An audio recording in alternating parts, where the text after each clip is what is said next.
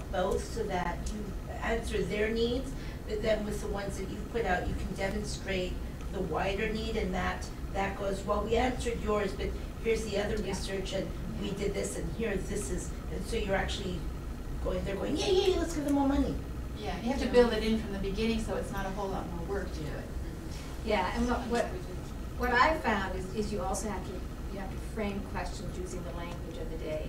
When I started with what was Health Canada and now it's Public Health Agency of Canada, we talked about CAPC in a completely different way than we do now. But we just got to go along with the language. So I don't want to call it that? Sure, we'll call it that. We used to call it mutual support, now it's social capital. No problem, right? It's whatever's going to get you. Yeah. So, but that's an interesting question about evaluation. See, the thing is, I think the reason it hasn't come up a lot is because most evaluation research is not done by an academic researcher. So they don't have to go through ethics. Like the evaluation research I've done has been as an academic advisor, so I don't have to go through the research ethics board because I'm just spouting off once in a while, but. Can research be done through Metropolis with an academic advisor, or does the crime? I can see where she's going. Very good. It's so transparent. No. Yeah, it's very frustrating to us because, as you indicated earlier, you know, I think often we are used as the NGOs. And we feel used. No, we feel used because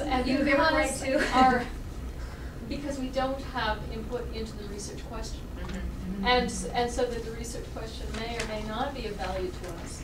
Nor do we have the time or the capacity to put into that brokerage role, which actually can be quite time consuming, given our great concern with confidentiality. Of course. And so it becomes very frustrating when you can, as an NGO, sort of see the need for research, particularly evaluation research, I think, but other exploratory as well, and then are invited in, but only as a means to an end on something that may or may not inform our work. I think this is exactly why we're here today. I think this is so that we're proactive, and that we take some control of some of the research questions that we're interested in. Right. And there is that, at least with our center, there is that capacity, because 2 years ago, with our grant, our pilot project and our strategic grants, we set aside 2 specifically for the NGO community. You still had to have an academic researcher because you can't get around SHRC rules, but we would have given it away, absolutely. But again, it's a question of time, because then the onus is on you to find an academic researcher who's interested in doing what you want to do. And I think you're absolutely right, evaluation research would not be on top of a lot of businesses. It's not really sexy. I mean, I'm being facetious. It's hard to make evaluation research, turn evaluation research into a bigger project. So you can't really call it a strategic grant, and it doesn't really fit the definition of our pilot projects. No, like something like pre-landing initiatives. You know, that's pretty huge. It's a giant new way of approaching services, and that lends itself beautifully to a study, because you can actually have a comparison. Well, we will have another competition in June. And for policy change. But seriously, I mean, which is already changed anyway. In all honesty, if you have ideas for research projects that would fit our categories, and you let us know what they are, we'll find you an academic researcher. Oh. Even if it's a nominal academic researcher, that's not a problem at all. You know, I know nothing about pre-landing anything, but yes, I'd be more than happy to help you out. But no, seriously, it's just, it takes that kind of initiative to say, okay, because I don't know what you want. I mean, Jerry and I have talked about it times and times, and Claudette and I have, but it's been sort of up here, right? But if you have a very specific idea, I know pretty much everybody who's affiliated with Metropolis, and I'm sure that we could work something out. She says. I'm in big trouble. Is this on tape? Oh, now I'm in trouble. But yeah, it's, we'd be more than happy to help. So, and you can inundate us with ideas because we also have, and I'm going to do a little bit of promotion for Metropolis, we also have student internships coming up that are specifically designated to be working with the NGO community. Well, that's hopefully what we're thinking of as the next step from this session, is maybe to have a session with some of those students to do some of that brainstorming and question formulation. So this is just part one. Part one, yeah. Yeah, I think we've got two $5,000 ones that will be coming up. So if you combine that with a pilot project grant, you can actually do a really nice piece of work. And they tend to be graduate students, so they know what they're doing and they have a supervisor. So pre-landing, gotta figure out that now. Okay, so do no harm. That's except to the taxpayer. And finally, of course, it's always a big one. I left it for the end, but it is the biggie, is time. Now, can you actually do this?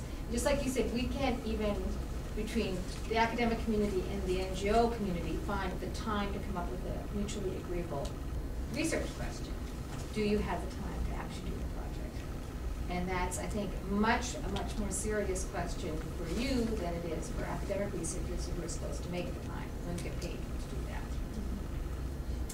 What resources do you have available to you? Obviously, money is a biggie, but do you also have the expertise in-house to do it? Or is it something that you're going to have to hire someone else to do? Do you have anyone who's got the expertise in-house who's got the time to do it? Do you have people who could do the knowledge translation components, for example, which nowadays almost any funder is going to insist upon some sort of knowledge translation agenda before they're going to give you money. Do you have money to do things like if you're using people instead of data? Do you have money to do things like pay for childcare or to provide snacks or transportation? Do you have a place for people to meet? And people don't think about that, right? They're a research question and they're going to go out and do it. And students often fall into this thing and then all of a sudden realize, well, I'm going to talk to these people, right? and people are often uncomfortable in their own homes, or if it's rather personal issue, they don't want to be in a public space, so you have to think about all those things too. Yeah, what's the knowledge translation? The knowledge translation component for anything that you would do that's funded by SSHRC or Metropolis, or I suspect any of the federal government partners, is how do you get your research results out to the community that's going to be mostly affected by it. So how do you get the knowledge translation, or the knowledge out to the funders? That's often your primary concern. How are they going to hear back about it? And the bottom line in that is if you condense your 50-page report to 2 pages, fine. And in terms of your community, your clients, what's an effective way of doing that? And as academics, what they don't want to hear from us anymore, we're allowed to mention it, but only in passing, is journal articles and conference papers. They really frown on that now. They want to see something that's really going to get back to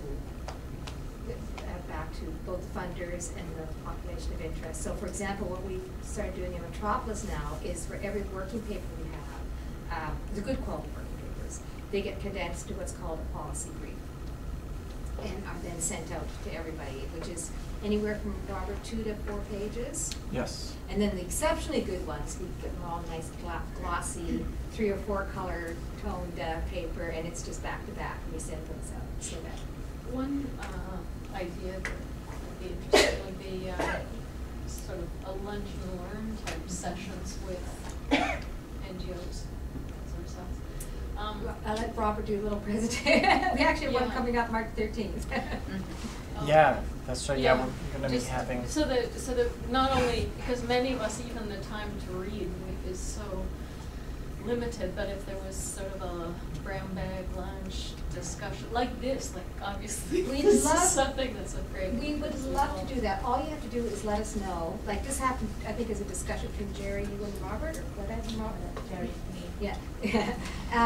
That Robert just came back and said this is what they'd really like, and we said sure, but there's all sorts